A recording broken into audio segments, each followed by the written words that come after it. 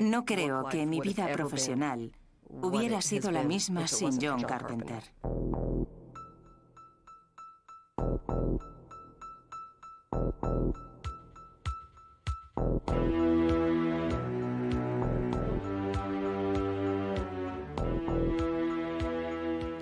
Él es quien es, porque es toda una autoridad. John ve el mundo de forma diferente a los demás. Lo ve un poco torcido. Se dio cuenta de que para tener éxito es necesario que se llegue a conocer tu nombre. Se dedica a la industria del... ¿Me entienden, no? Le gusta.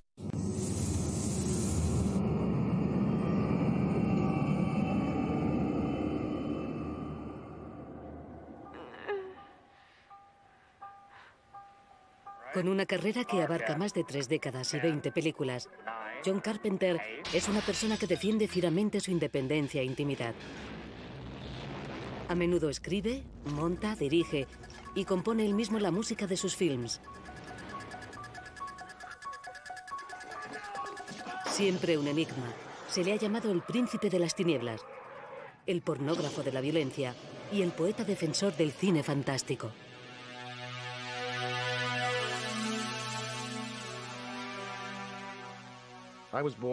Nací en 1948 en Carthage, Nueva York. Mi padre era doctor en música y tocaba el violín. Vivimos allí hasta que mi padre encontró un trabajo en el sur de Kentucky como profesor de universidad.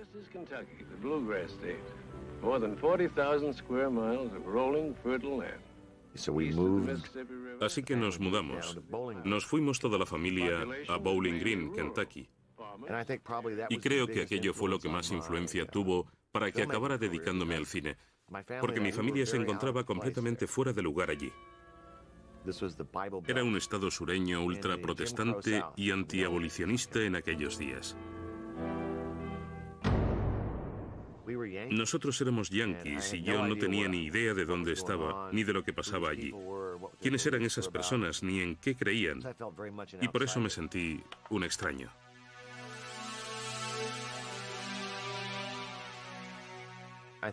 Creo que conseguí encontrar una forma de sobrevivir y de amar la vida gracias a la música y al cine.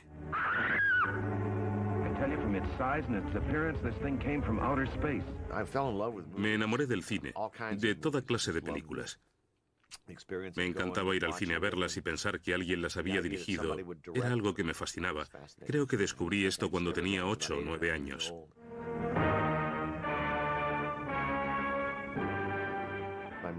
Fui con mi madre a ver Llegó del más allá, que fue una de las primeras películas en 3 dimensiones. En la primera secuencia aparece un meteoro que cae del cielo y explota. En aquel momento yo era muy joven y aquello me aterrorizó completamente. Pegué un salto, grité y eché a correr porque creía que me encontraba en peligro. Cuando llegué a la parte de atrás de la sala pensé, la verdad es que ha molado, quiero ver cómo sigue. Lo que más me atraía de todo eran las cintas de terror y ciencia ficción. Eso era lo que me parecía más interesante.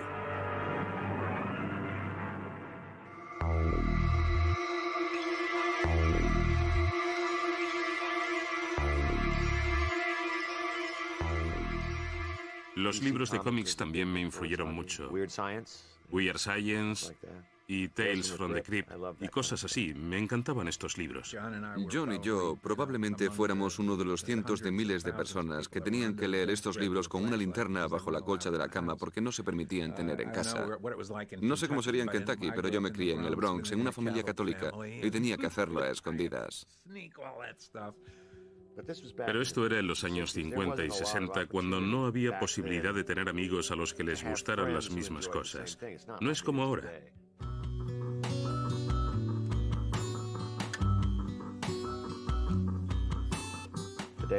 Actualmente la cultura popular se ha impuesto, mientras que por aquel entonces, si te gustaba algo de esto, eras un tipo raro y extraño.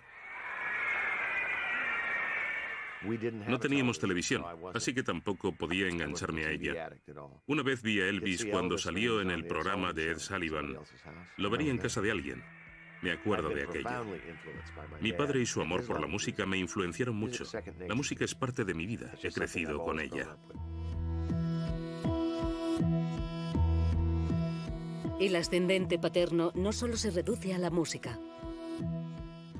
Mi padre tenía una cámara de cine de aficionado y me la dio cuando tenía 8 años. Llevaba un dispositivo para hacer el montaje, un proyector y una pantalla, así que me decidí a hacer mis propias películas. Aprendí mucho sobre las técnicas más sencillas de realización. Según se va haciendo mayor, la fascinación de Carpenter por el cine va en aumento. Yo seguía diciendo que quería dedicarme al cine. Quería ser director, pero mi padre me decía, no creo que te interese hacer eso, es mejor que consigas un buen trabajo. Pero aquello era normal en esos tiempos. La gente como yo, de una ciudad pequeña, no podían ser directores de cine, no era posible.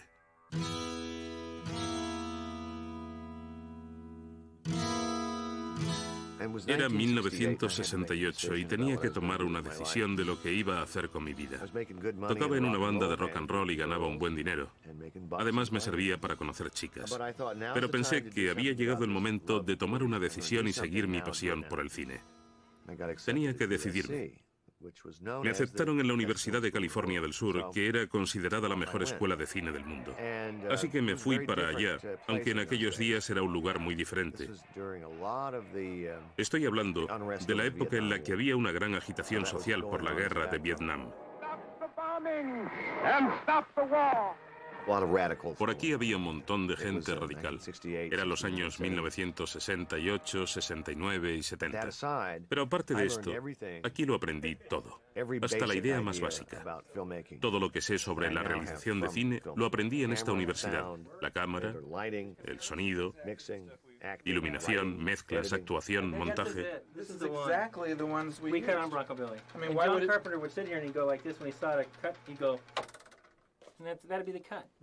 Conocí a John probablemente en el 67 o 68, cuando estudié en la Escuela de Cine de la Universidad de California del Sur. Allí fue donde empecé a relacionarme con él. En los años 60 queríamos ser estrellas de rock y acabamos creando una especie de banda de rock ficticia llamada Coupe de Bills. Y compusimos las partituras de algunas de las películas que hicimos. Una de las primeras partituras que crea Carpenter en su época de estudiante es para la película The Resurrection of Bronco Billy. El film es una especie de elegía por el western. El personaje principal es, como el mismo joven Carpenter, un inadaptado que sueña con convertirse en un héroe del oeste. Bronco Billy gana un premio de la Academia y se convierte en la primera película de un estudiante distribuida a nivel comercial por toda la nación. En las escuelas de cine, a veces hay gente que destaca. Se nota que tienen algo que les hace sobresalir del resto. No es que se pudiera predecir el éxito de John Carpenter, pero lo que sí sabías es que tenía una forma muy personal de hacer las cosas. Tenía un gran talento y además era un líder por el punto de vista tan personal sobre cómo hacer una película. Carpenter, of course, was the one that really knew at a very young age how to take the tail by the horn by the tail, the something by the something, the bull by the leg. And he was the one that knew how to go into the real world and get a job. Why did he know? I have no idea. You know, that's a good question to ask John Carpenter.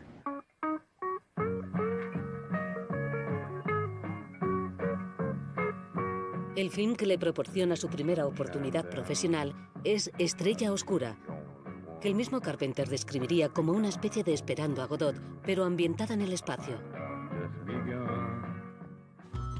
Todo empieza como proyecto para la escuela, pero luego se modifica para su distribución comercial. La gracia de aquello es que no teníamos ningún miedo. Creíamos que podíamos hacer una película y la hicimos.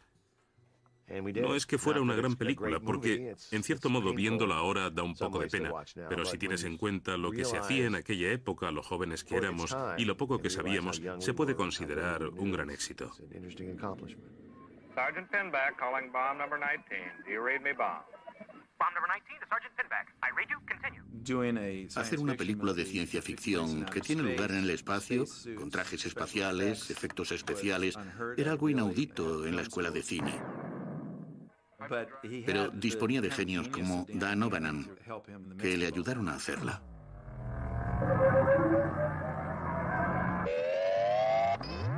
Dan utilizó, creo que, 8 cacharros viejos, los pintó, los pegó en partes de la nave y los modeló de forma que parecieran otra cosa.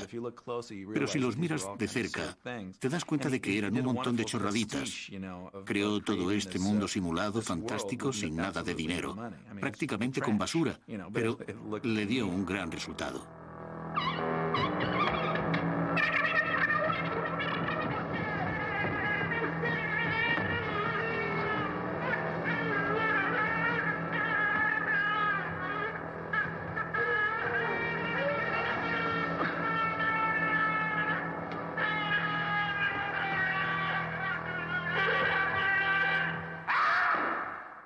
Empezó siendo una película de estudiantes y se convirtió en una película comercial tras volverla a montar, modificarla y cambiar la música. Fue una gran experiencia de aprendizaje sobre Hollywood, la industria del cine, lo que significa y de cómo se llega a conseguir algo desde que tienes una idea hasta que llegas a hacer una película.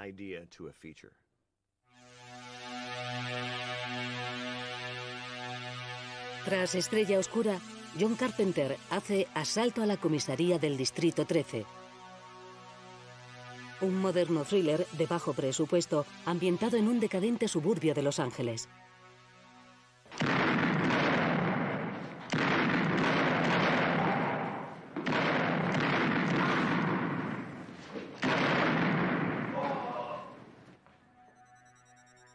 Esa fue mi segunda película, a la cual no se hizo mucho caso en los Estados Unidos.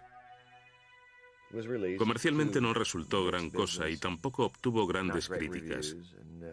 Sin embargo, en Europa y sobre todo en Gran Bretaña, en el Festival de Cine de Londres gustó mucho. Y creo que supuso el lanzamiento definitivo de mi carrera.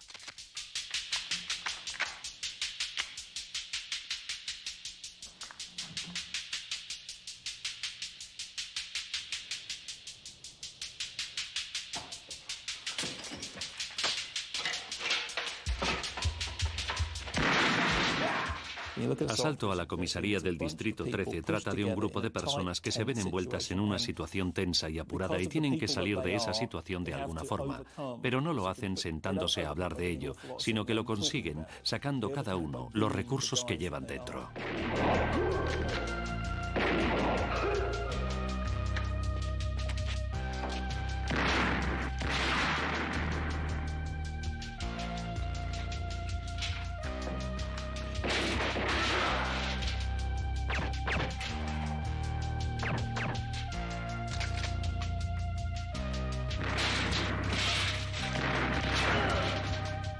Conocí a John tras entrevistarme con él para trabajar como supervisora del guión de Asalto a la comisaría del Distrito 13.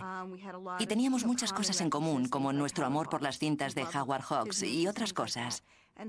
Y esa fue la primera vez que trabajé con John, en el rodaje de Asalto a la comisaría del Distrito 13.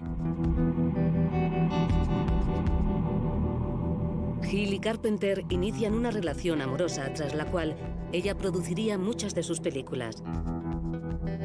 La primera de sus colaboraciones es En la noche de Halloween, que, rodada con un presupuesto muy limitado, será durante un tiempo el film de terror independiente de mayor éxito de la historia y conseguirá que el género de películas sangrientas se integre de lleno en el cine estadounidense.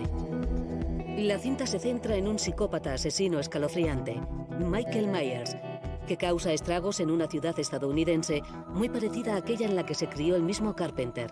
Cuando vi La noche de Halloween, pensé que era la película de miedo perfecta. Era la quinta esencia del cine de terror porque lo que te transmitía era, esto es lo que hay, da igual cuáles sean las causas, no se preocupen de otra cosa porque el tipo ya está aquí y va a ir a por usted. Y el caso es que al final tampoco es que se consigan arreglar las cosas. El tipo sigue por ahí en algún sitio. Lo que John decía es que había que intentar crear la sensación de que estas personas eran reales. Las calles con árboles, las chicas que vuelven a casa hablando de chicos, los libros de clase, las medias hasta la rodilla, lugares reales en un tiempo real. El público tenía que estar un tiempo viendo personas que les resultaran reales para que se creyeran lo que veían, de modo que cuando se empezaran a introducir elementos irreales, el público siguiera creyéndoselo. Es cierto que Michael Myers es el típico chiflado de las películas de miedo, pero el motivo por el que la noche de Halloween funciona es que en realidad no es humano. Michael es al principio un niño, pero cuando vuelve es solo su sombra, ya no es una persona. Lo que hace Carpenter, junto a su co-guionista, es transformar la locura en algo sobrenatural. Porque Michael está tan loco que deja de ser humano y se convierte en esta especie de espectro inmortal.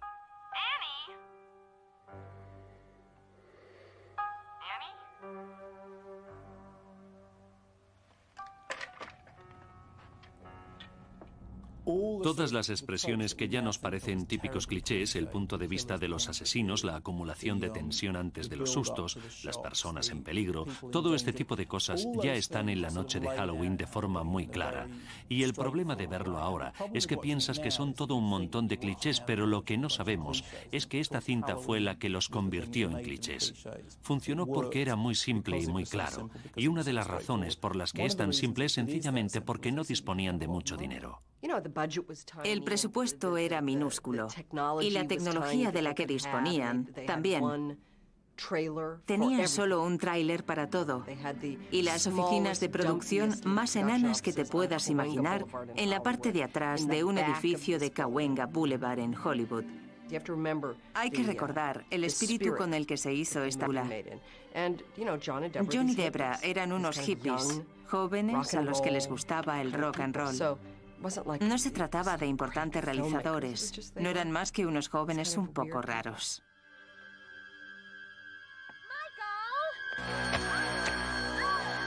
En el más puro espíritu del cine de bajo presupuesto, todos se vieron obligados a echar una mano.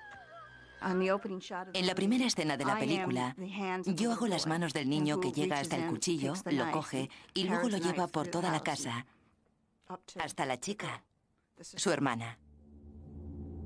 Convencen a uno de los antiguos compañeros de Carpenter de la escuela de cine, Nick Castle, para que haga el papel del espectro.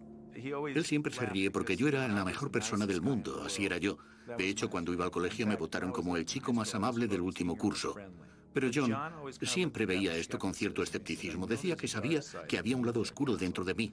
Recuerdo que lo decía siempre y probablemente sea un toque irónico suyo el elegir al chico que se supone que es el más bueno del mundo para que se esconda tras la máscara del espectro. Sé que hay algo perverso ahí.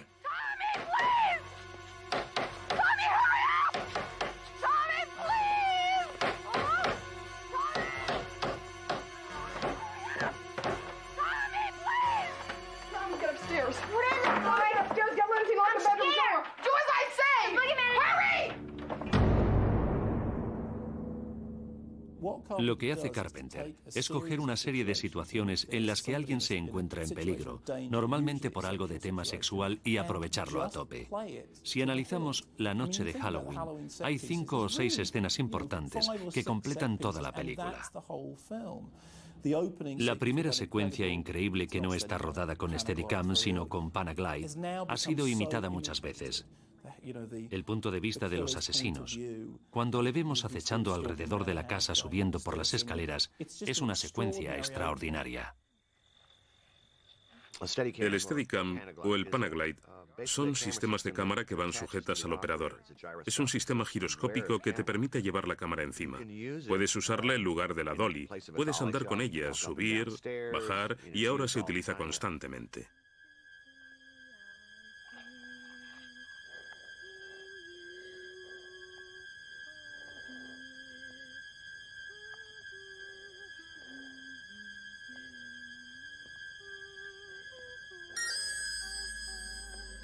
Creo que mi forma de componer las películas siempre ha sido el de la Panavision, el cinemascope o la pantalla ancha. Básicamente se trata de un rectángulo. Si te fijas en el tamaño del cuadro desde el principio hasta el final, te das cuenta de que cada vez se vuelve más claustrofóbico. De modo que al final del filme nos encontramos en un armario como una caja pequeña. Y Jamie, que hace de Laurie Strode, había empezado la película en un gran lienzo en el que trabajar. Y según va transcurriendo la película, el lienzo se va haciendo cada vez más y más pequeño.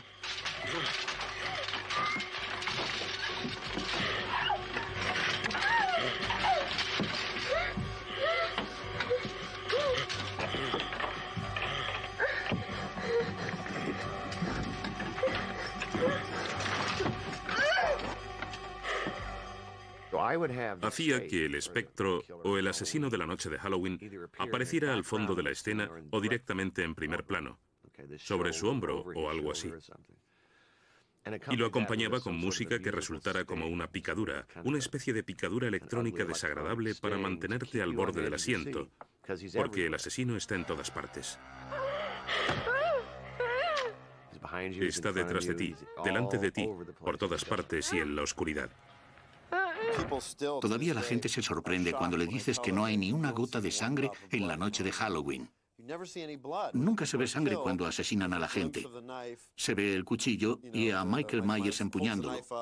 Luego se ve el plano de la víctima, el cuchillo clavándose y después otro plano de la cara de la víctima muriéndose.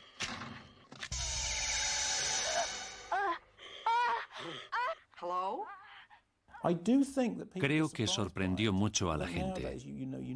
Supongo que ahora conoces la película tan bien que te crees que no podría asustar a nadie, pero cuando empezó a mostrarse en las pantallas, funcionó no porque impresionara a los críticos como lo hizo Asalto a la comisaría del Distrito 13, sino porque conseguía asustar a la gente, y muchos se dieron cuenta de que se podía ganar dinero haciendo cintas de este tipo.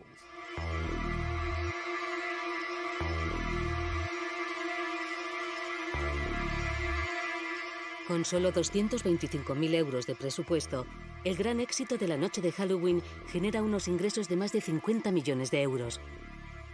Una de las muchas razones del éxito que consigue aterrorizando a los espectadores se debe a su música, compuesta por el mismo Carpenter. Unas navidades me regalaron un par de bongos, no recuerdo por qué.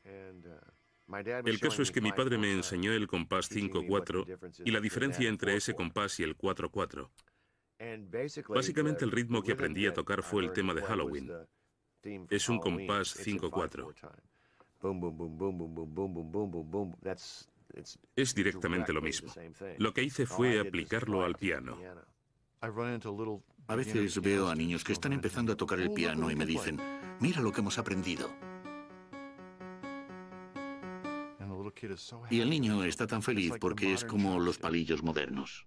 Es muy sencillo, pero cuando piensas en ello, funciona.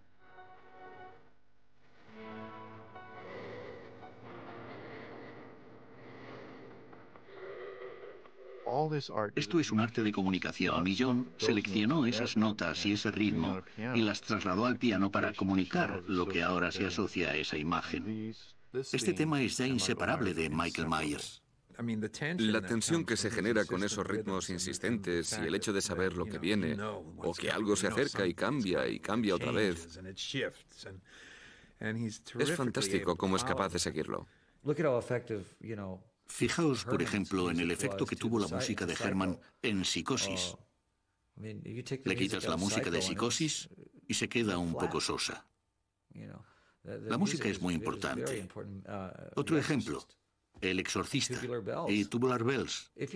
Si oyes Tubular Bells y no has visto el film, dirías que es una canción interesante, buena, un poco repetitiva, pero se la pones a la película y de repente se convierte en algo escalofriante.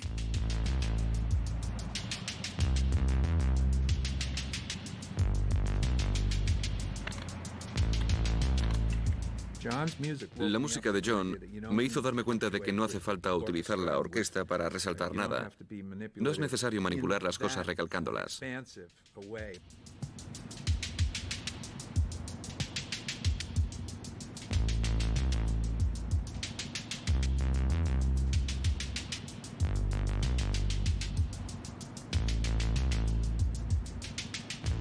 Mi música es como una alfombra. Si tienes un apartamento y me contratas para que ponga una alfombra, yo te voy a poner una alfombra bajo los pies con la que te vas a sentir más cómodo, pero pasado un tiempo no te vas a dar cuenta de que está ahí. Se va a hacer invisible. La música tiene que ser invisible, tiene que estar ahí debajo, como apoyo a lo que haya en la escena.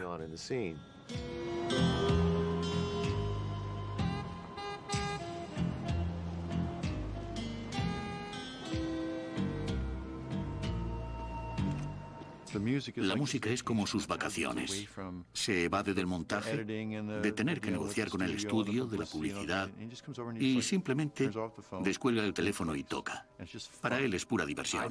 Yo no quiero que nadie me diga cómo tengo que hacer las cosas, por eso no voy a decirle a nadie lo que tiene que hacer. Nunca pensaría en hacer eso. Siempre te hace sentir que vas a hacer algo por él. Te dice que no vas a hacer lo que haría él si pudiera hacerlo él mismo, pero que no importa, porque seguro que le va a gustar y va a coger lo mejor que le puedas dar y lo va a poner en su película.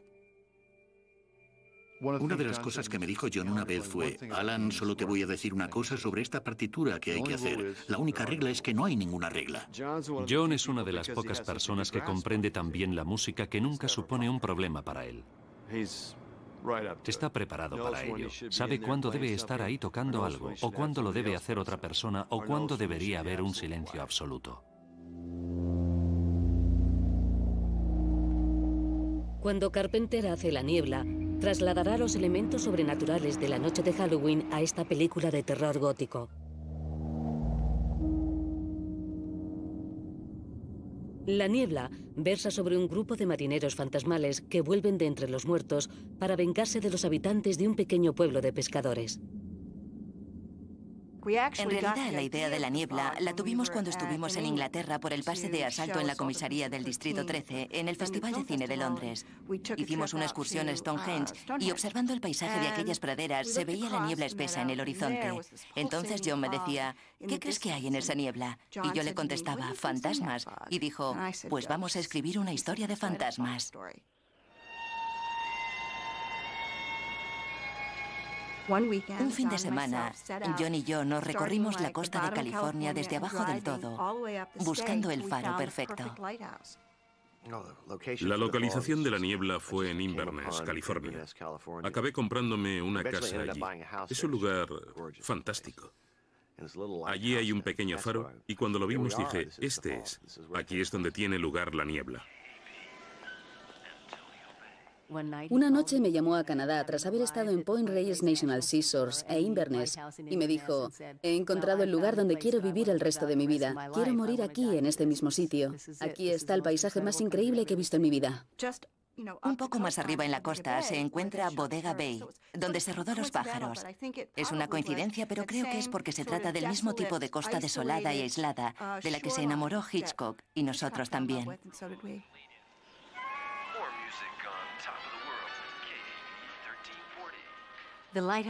Para llegar al faro había que bajar 365 escalones, con el equipo de cámaras, los operadores y todo lo demás.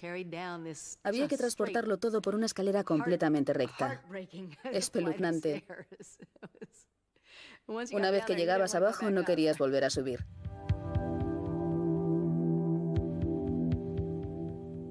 John Carpenter y Adrienne Barbeau se casaron antes del rodaje de La niebla. Y la verdad es que a mí me resultó un poco difícil, porque John y yo habíamos sido pareja y mantenido una relación con anterioridad a esto. Sinceramente, lo que más recuerdo de La niebla fue lo difícil que le resultó a mi amiga Debra por lo de Adrienne. Lo sentí de verdad y fue una de esas cosas que resultaron muy difíciles. Simplemente eso, difícil. Y mientras ellos pasaban la luna de miel, yo estaba escribiendo el papel de Stevie Wayne, que probablemente sea el mejor personaje que ha interpretado Adrienne y que es la estrella de La niebla.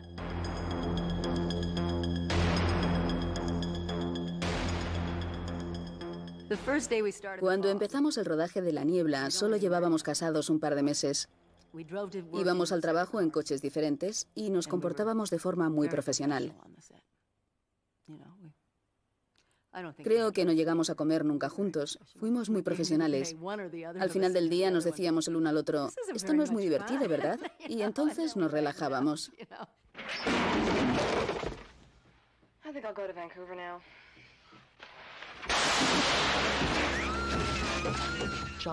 John no se podía creer que no me hubieran dado ningún trabajo tras la noche de Halloween, ni un papel. Lo único que conseguí fue, en un episodio de Los Ángeles de Charlie, un papel de jugadora de golf lesbiana.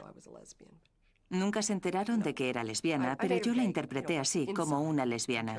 Y luego hice otro episodio de Vacaciones en el mar junto a mi madre.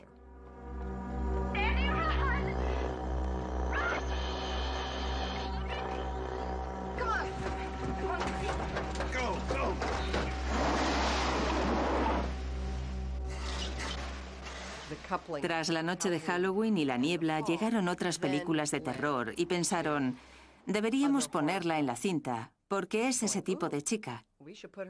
Y así es como despegué.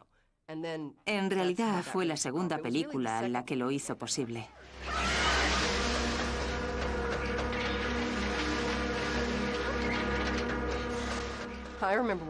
Recuerdo que estábamos rodando escenas de exteriores en el plató de algún estudio y dentro había jóvenes tramoyistas poniendo luces a los lados del coche. John estaba al lado de la cámara y se puso como, soy la niebla mala, y le decía, John, por favor, ¿no ves que estoy intentando parecer asustada? Al igual que hizo en La noche de Halloween, Carpenter huye de los efectos sangrientos en favor de los horrores ocultos en la niebla. Lo que más miedo da en La niebla es que nunca llegas a ver los fantasmas bien, pero sabes que están ahí.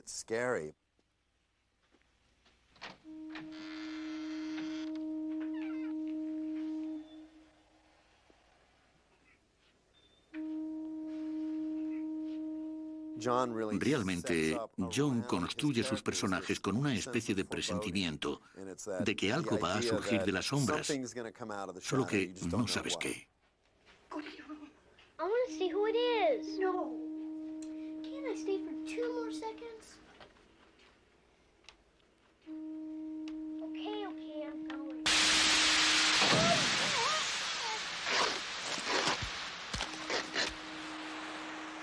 Aunque Carpenter empieza a tener fama por sus films de terror, muchos analistas comienzan a detectar parecidos con las películas tradicionales del oeste.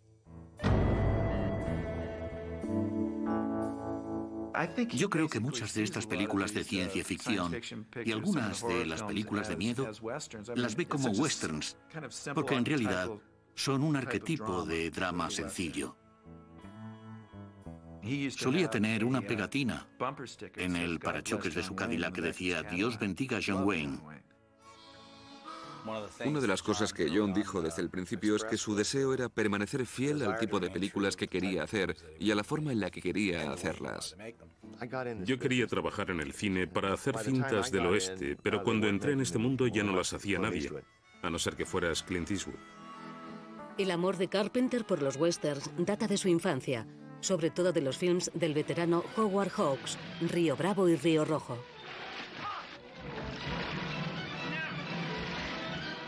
Había visto películas que había hecho él, pero no las identificaba con él, ni las conectaba con otras que hubiera hecho él, hasta que vimos una retrospectiva en la escuela de cine. Vimos todas sus obras desde el cine mudo y me quedé fascinado. Este hombre era algo extraordinario. Hay algo que es cierto en varias de las mejores películas de Carpenter y en las mejores películas de Hawks, y es que la gente que participa en ellas es lo que realmente hace avanzar a la película.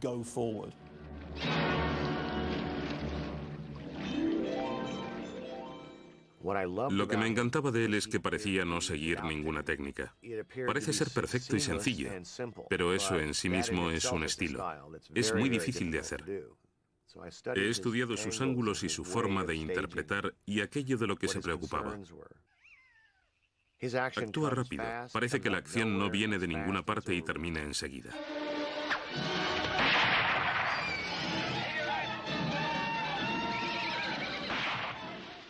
He tomado de él todo lo que he podido. Había una escena en la que un policía le tira un arma a un compañero y eso lo saqué directamente de Howard Hawks.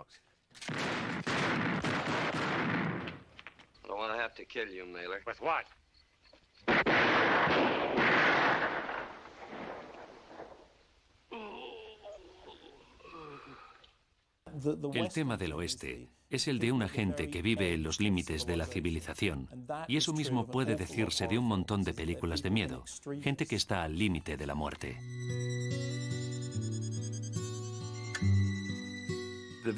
Vampiros en una película del oeste.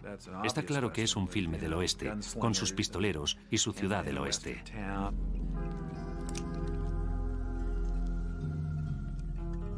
Cuando hice Vampiros, decidí inclinarme un poco hacia el estilo de Sam Peckinpah. Peckinpah es un director muy bueno resaltando cosas. Hace todo este tipo de movimientos a cámara lenta y pensé en probarlo. Hay más violencia, sangre, gente reventando y cosas así.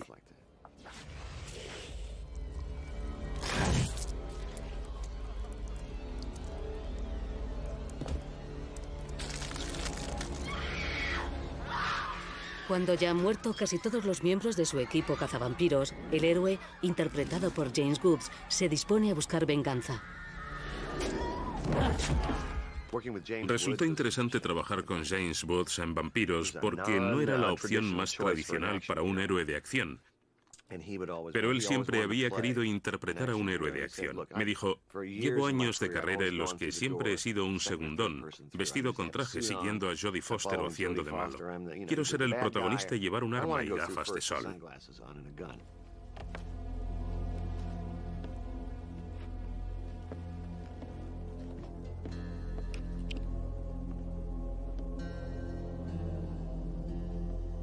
It was here.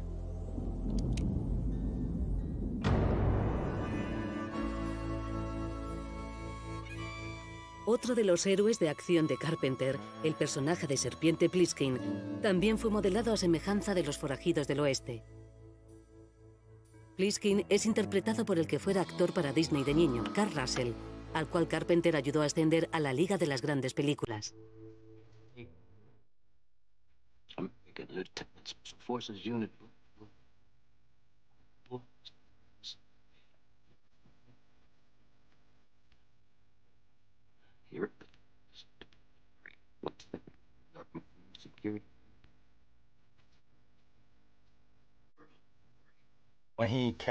Cuando eligió a Lee Van Cleef, pensé que sería estupendo recordar algunas de las películas que Van Cleef había hecho con Clint Eastwood.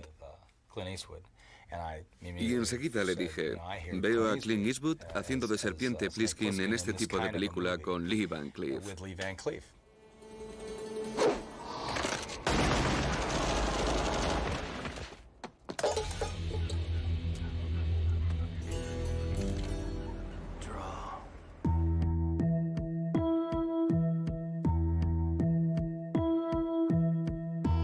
Serpiente Pliskin es el héroe de 1997, Rescate en Nueva York. Una película en la que la ciudad frontera del oeste ha sido reemplazada por una visión urbana de la violencia y la decadencia que refleja la fascinación que Carpenter ha tenido toda su vida por los libros de cómics. La historia tiene lugar en unos Estados Unidos del futuro autoritarios, en donde la isla de Manhattan se ha transformado en una prisión de alta seguridad, rodeada de vallas y minas. Serpiente es un personaje de cómic, con barba canosa y los gestos de la cara, el parche en el ojo. Es un personaje de cómic y vive en el mundo del cómic. Todo está ligeramente degradado, las calles llenas de basura y unos personajes un tanto irreales. El motivo por el que 1997 Rescate en Nueva York funcionó tan bien es porque todo se hizo manteniendo esa misma estética. A Serpiente Pliskin le da todo igual. No le importa hacerte daño o salvarte, solo seguir adelante. No le preocupa nada, excepto él mismo.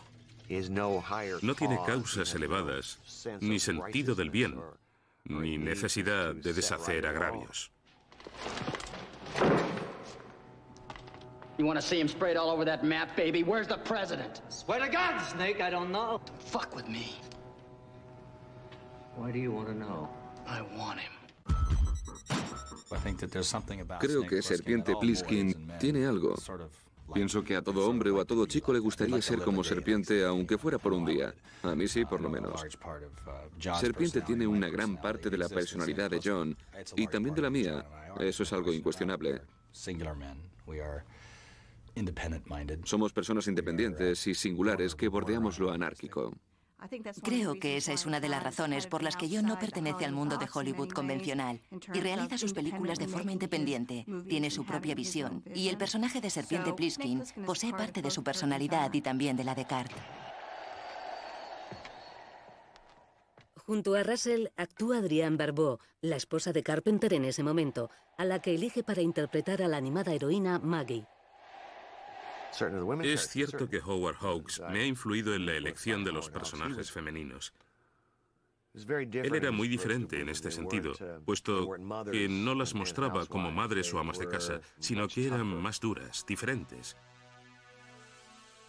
más divertidas y sexys, más cínicas. Y me gusta eso. Una mujer que fuera fuerte y capaz. Ese era el tipo de papel que había escrito, y supongo que vio que yo podía interpretarlo.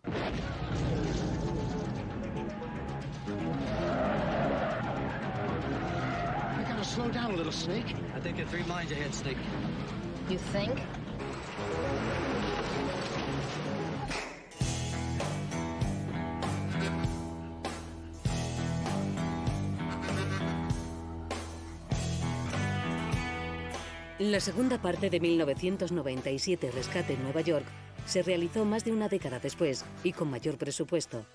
2013, Rescate en Los Ángeles.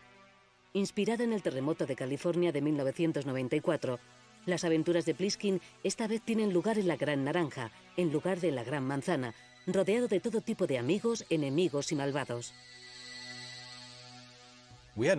Llevábamos mucho tiempo sin trabajar juntos, no sé, puede que 7 años. Y cuando dijo acción, bajé por aquella colina o lo que fuera, lancé la mirada a la señal, cortaron y era como si hubiéramos acabado 1997 Rescate en Nueva York el viernes anterior y empezado 2013 Rescate en Los Ángeles al lunes siguiente.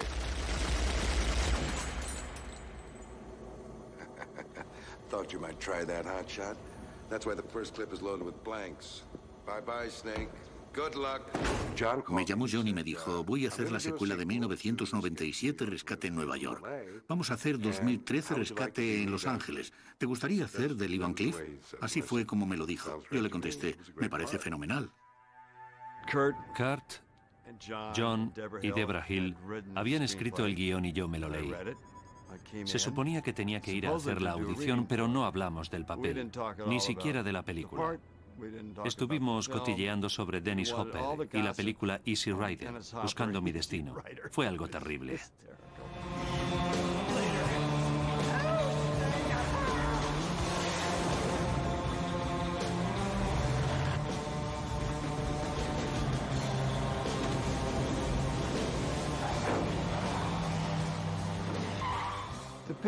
La paga no estaba mal. Pero lo mejor de todo era estar con John y Kurt Russell juntos. Mantienen tan buena relación que el hecho de que te permitan entrar en esa amistad, aunque sea por un momento, es aún mejor que la paga.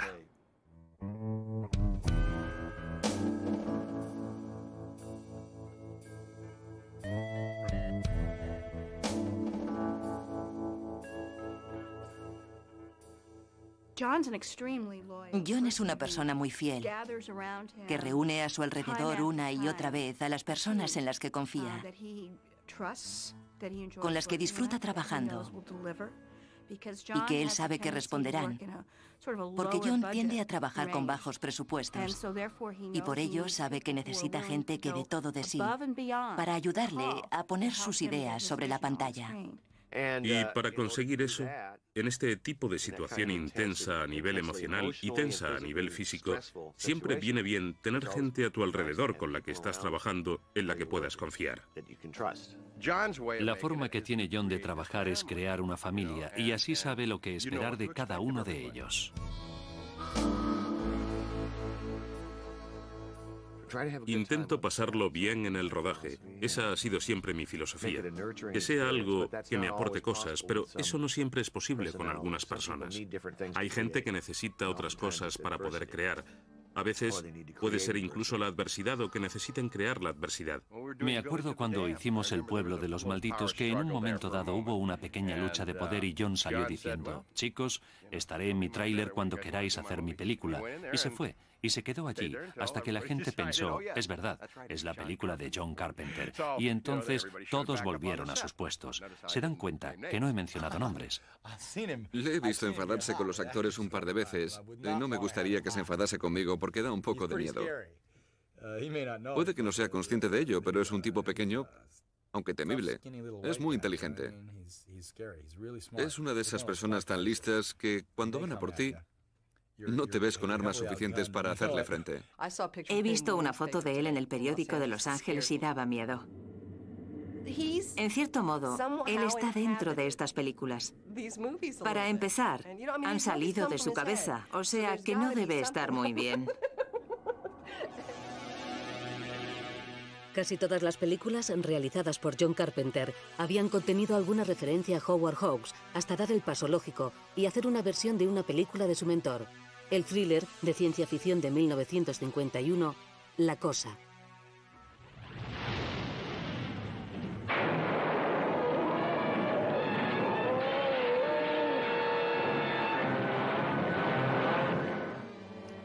El argumento de la película trata de una expedición polar que descubre los restos helados de una nave extraterrestre. El aparato esconde un organismo mutante que puede imitar a otras formas de vida. Se trata de la primera gran producción de estudio de Carpenter, y la controversia que provoca le hará dar un nuevo giro a su carrera. Hasta bastante avanzada su carrera, Carpenter estaba contento con trabajar con poco presupuesto y hacer experimentos y llevar las cosas al límite lo más posible. Las mejores secuencias de La noche de Halloween o de Asalto a la comisaría del Distrito 13 o de Estrella Oscura se han hecho con poco presupuesto y ha necesitado recurrir a la inventiva. Claro que al llegar los años 70 y principios de los 80, y cineastas como George Romero, empezó a surgir un público al que le gustaba el cine gore. Y esto hizo cambiar las ideas sobre los efectos especiales. De repente las películas no consistían solamente en una historia de miedo, sino que necesitaban todas estas imágenes grotescas que le acompañaran. Lo que ocurrió en La Cosa es que llegaron a plantearse qué pasaría si consiguiéramos mostrar a un extraterrestre mutando. Y si fuera posible. Y se dio la circunstancia para él y Rob Bottin de encontrarse en un momento de la historia del cine en que era posible.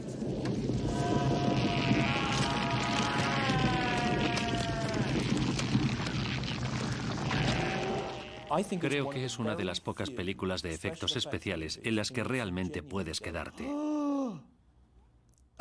Me acuerdo la primera vez que la vi, la secuencia en la que se le cae la cabeza y le salen patas de araña y echa a correr por el suelo y llega uno y dice: no me lo puedo creer.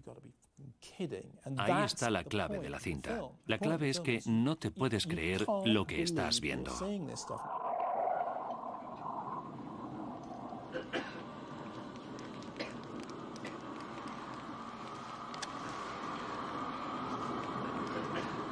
You gotta be fucking kidding.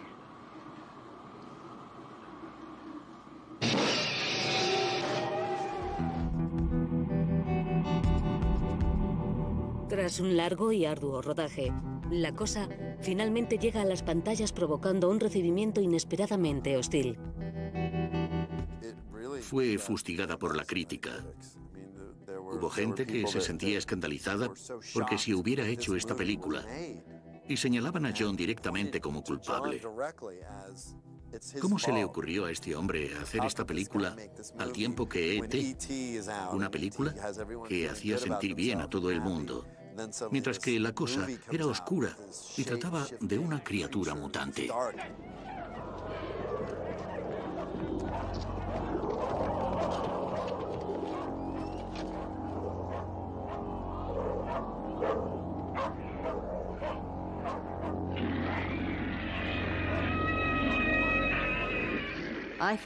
Creo que de haber salido La Cosa antes que E.T., el extraterrestre, o que Alien, habría sido grandiosa.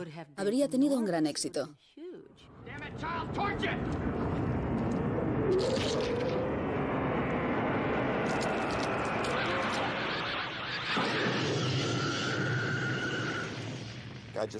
Creo que John quería hacer un estudio muy intenso de los personajes y contaba con un artista de efectos especiales bastante inconformista, por lo que le dio libertad para que ejecutara él los efectos.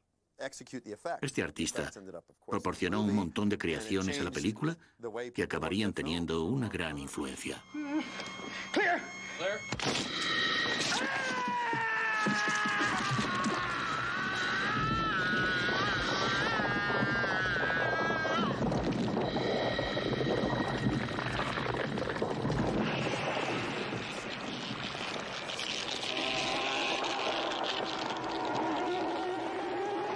Muchos críticos dijeron que se le habían ido de las manos los efectos especiales, pero no fue así. Lo que ocurrió es que aprovechó para hacer todo lo que era posible y amplió el género completamente hasta su límite. Pensamos que tendrían que pasar 20 años antes de que se apreciara la película porque el monstruo era tan malo y tan feo que la gente no iba a querer ver esta historia sobre 12 hombres obsesionados. Es de lo que se trata, de la paranoia y del desmoronamiento de la fe de unos seres humanos en otros. Recibimos muchas críticas por lo que ellos llamaron violencia gráfica. Me llamaron el pornógrafo de la violencia por La Cosa. Y la verdad es que, como era joven, me afectó un poco. Si haces una película tan buena como esta y tras sentarte en la sala de montaje antes que nadie la haya visto, decides mostrarla y recibe una crítica tan salvaje, acabas retirándote. Este tipo de cosas hace que la gente deje de hacer películas y diga, pero bueno, ¿qué es lo que quieren? Lo irónico de todo esto es que hace poco que se ha lanzado al mercado La Cosa en disco láser y DVD y ha tenido un gran resurgimiento. Además, si hablas con alguien de esta película, te dice que está entre sus cintas favoritas.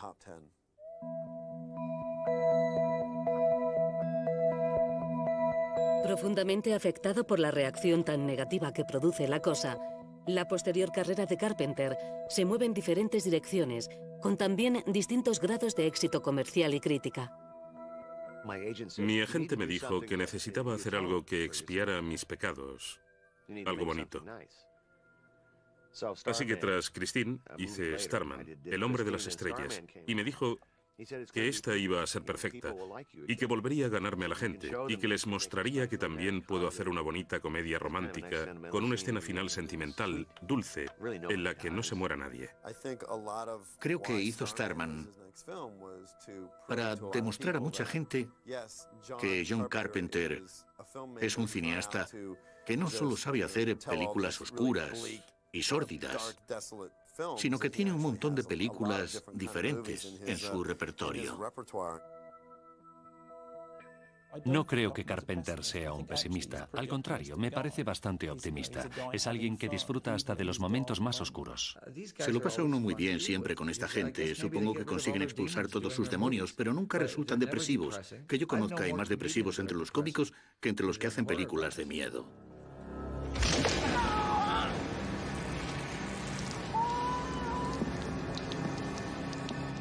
Teníamos una cuba enorme de baba verde revuelta o lo que fuera, que debíamos creernos que era. Y recuerdo a Donald Pleasence, que Dios le acoja en su alma, uno de los mejores actores de todos los tiempos y más simpáticos. Hubo una escena en la que todos estábamos mirando esta cosa y él nos estaba contando lo que según la Biblia ocurrió con este alma profunda y oscura de Dios, agitada por el cosmos o lo que sea. Y mientras él hacía esto, nosotros estábamos escuchando cómo... Y él estaba diciendo, profunda y oscura, y todos estos gestos. Y os prometo que resultaba muy difícil no soltar una carcajada. Era una persona adorable. En cuanto sacas un brazo amputado, sangre o dientes de vampiro, la gente se lo pasa bien porque es algo tonto. Todo lo que vemos en pantalla es una broma realmente y resulta divertido. George Romero me dijo que los críticos de cine hablaban mal de sus películas, pero que cuando iban a visitarlo al rodaje, todos querían ser zombies, ponerse el maquillaje y andar por ahí comiendo carne humana.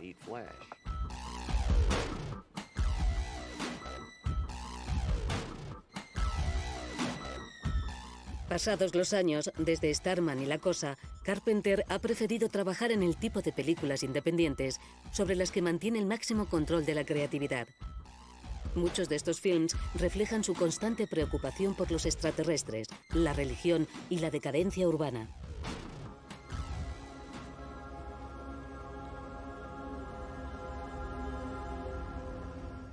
Me siento fascinado por la religión. Está muy presente en mis películas, en El Príncipe de las Tinieblas y en La Niebla. En todas estas películas salen sacerdotes y se habla de la religión. It's so wonderful what you're doing, Father. Opening the church again. El Príncipe de las Tinieblas contiene una ambiciosa mezcla de física cuántica, teología, terror gótico y una atmósfera apocalíptica que presagia un desastre inminente. Las películas como 1997, Rescate en Nueva York, 2013, Rescate en Los Ángeles, Asalto a la comisaría del Distrito 13, Están vivos, pueden considerarse apocalípticas en el sentido de lo que es la vida contemporánea. En Están vivos, homenaje a la invasión de los ladrones de cuerpos de 1950, el héroe utiliza un par de gafas especiales para reconocer a una raza de extraterrestres que controla de forma secreta nuestra vida cotidiana.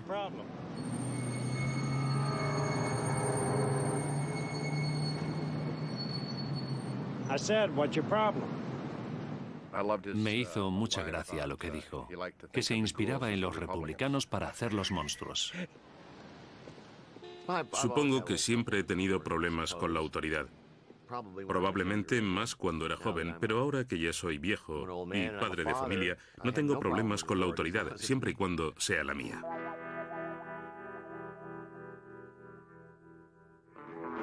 Carpenter continúa en su línea independiente con películas como En la boca del miedo, El pueblo de los malditos y Fantasmas de Marte, reafirmando el sello inconfundible de sus extraordinarias dotes técnicas y riguroso control de dirección.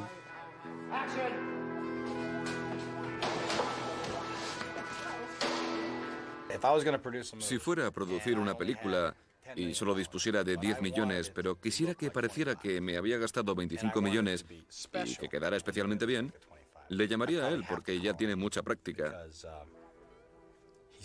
Y además tiene un talento especial para ello.